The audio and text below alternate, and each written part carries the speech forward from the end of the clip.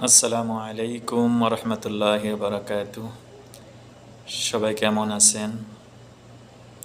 Saudi আরব প্রবাসীদের পক্ষ থেকে সবাইকে জানাই পবিত্র ঈদ উল আজহার শুভেচ্ছা।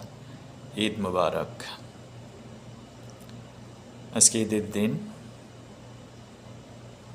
আজকে অনেক সৌদি আরব প্রবাসীদের ডিউটি করতে হবে। আলহামদুলিল্লাহ আমাদের আজকে ছুটি আছে। ডিউটি করার সময় আমাদের কফিল আসছিল, এসে বলতেছিল যে ঈদের দিন ডিউটি করবে কিনা, করলে 50 রিয়াল করে দেওয়া হবে বকশিস। আমরা বললাম না, প্রত্যেক দিন ডিউটি করি, ছুটি নেই আমাদের, ঈদের দিন আমরা ডিউটি করব না। তো সে মেনে নিছে আলহামদুলিল্লাহ। অনেক প্রবাসীদের এটি বলারও সুযোগ থাকে না। আলহামদুলিল্লাহ, সবাই দোয়া করবেন। আসসালামু আলাইকুম।